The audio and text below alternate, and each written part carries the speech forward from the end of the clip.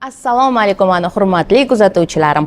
Yuborgan so'rovnomamga javob berib, vaqtinglarni ajratganingiz uchun, meni hurmat qilib uni to'ldirganingiz uchun hammanglarga alohida rahmat etaman va bugun va'da qilganimdek bonus darsligimni sizlarga havola qilaman. Bonus darsligimning mavzusi bu semizlik.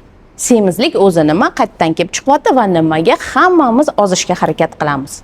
Sababi semizlik bu qabul qilayotgan kaloriyamizni ishlatayotgan kaloriyamizdan ko'pligi hisobiga organizmimiz yig'ib qoladi. Zapas yig'ib qoladi. Qayerda yig'ib qoladi? Qorin bo'shlig'ida, son sohasida ortiqcha tana vaznini yig'ib qoladi. Ba'zida insonlar bir-biriga qarab, "Sen semizmassan-ku, nimaga ozmoqchisan?" deyshadi, lekin semizlikka inson o'zi his etadi. O'zini normal tana vazni va ortiqcha tana vazni, ya'ni ozgina yurganda hansirab qolish, charchab qolish, holsizlik berishi yoki terlab ketishi bu ortiqcha tana vazni borligini bildiradi va bu holatda albatta ozishga harakat qilish kerak. Bilaman, hammanglar ozish uchun har xil dietologlarda, nutritsiologlarda, har xil marafonlarda ishtirok etgansizlar. Lekin bu dieta kurslarini bittagina salbiy tarafi bor. Bu sizga bir oygina belgilangan ovqatlarni yeyishga o'rganasizlar, lekin o'sha bir oydan keyin yana tana vazni qayta va qayta yig'ilaveradi. Bu sizlar uchun juda ham qiyin masalaligini bilaman. Chunki har kuni ko'ruvimda har ikkitadan bitta kasalim aynan semizlik bilan kelishadi va hozirgi kunda O'zbekistonni umumiy aholisini ichida 25% semizlik bilan kasallangan.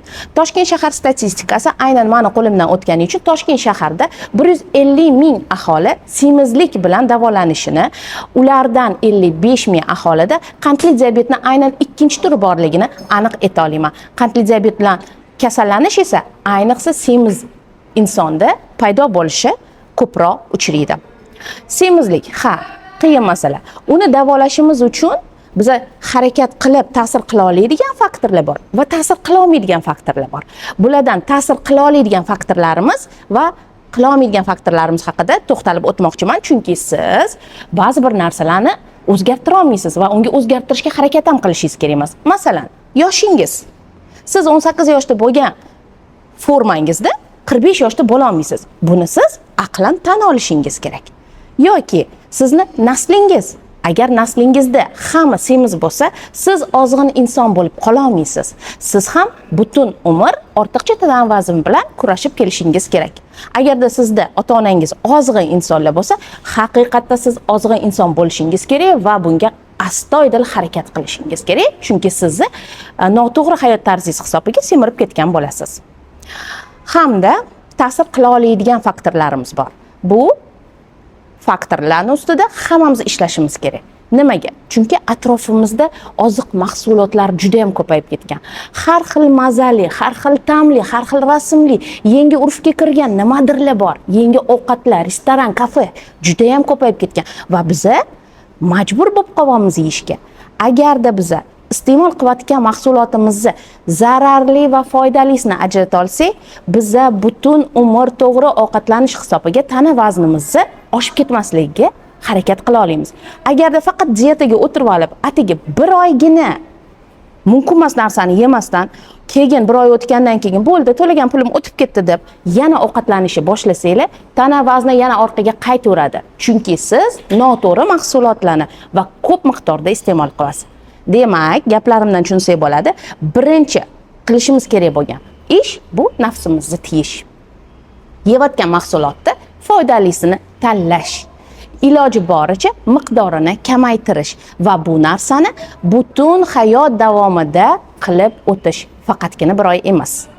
Ikkinchi narsa, iste'mol qilamiz, lekin uni energiyaga sarf qilishimiz kamayib ketgan.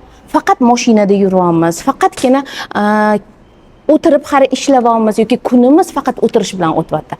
Agarda bu faktor ustida ham ishlasangiz, ya'ni yurishingizni ko'paytirsangiz, ko'proq jismoniy harakat bilan shug'ullansangiz, albatta tana vazni ketadi va siz o'zingiz xohlagandek ideal tana vazniga tushishingiz mumkin.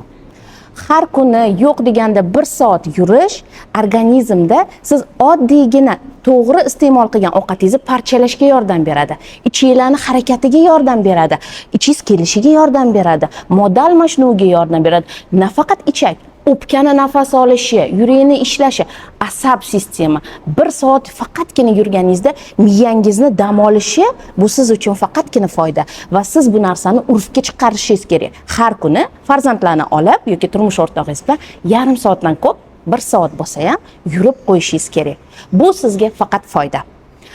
Keyingi maslahatim bu uyquni to'g'irlash.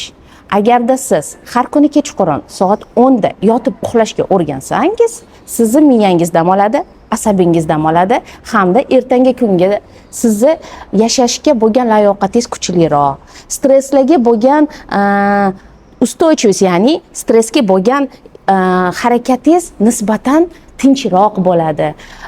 Siz har kuni ertalab asabingiz tinchlanib uyg'onadi va asabiylashmagan inson kamroq ovqat yeydi. E'tibor bergansizlar, asabingiz buzilib ketsa, tezda muzlatgichga oldiga borib, nimadir yeb olishga harakat qilasiz. Chunki organizm asabiylashgan holda ozgina bo'shashishni, ya'ni ozgina dam olishni xohlaydi.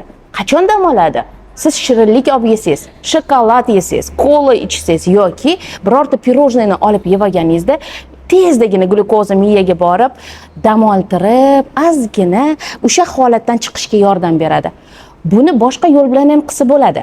Bu narsani Xudo xolasa keyingi darsliklarimda o'rgataman albatta va davom etamiz. Yana ta'sir qilishimiz bo'lgan, kerak bo'lgan yana bitta narsa, ya'ni psixologik holat.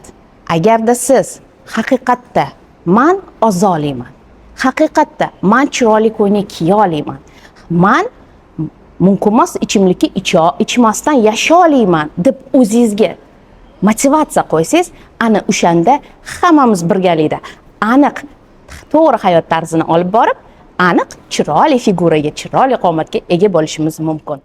Agar sizda semizlik bo'lsa va siz bundan xolis bo'lishni istayotgan bo'lsangiz, agarda shu paytgacha ozolmagan bo'lsangiz, agarda siz ozib keyin yana tana vaznini yig'gan bo'lsangiz, agarda semizlik hisobiga sizda oyoqlaringiz og'risa, arterial qon bosimingiz oshsa yoki qandli diabet bor bo'lsa, unda sizlarga ozish yo'lini o'rgatishga, savollaringizga javob berishga harakat qilaman va bu sizlar uchun bir sovg'a.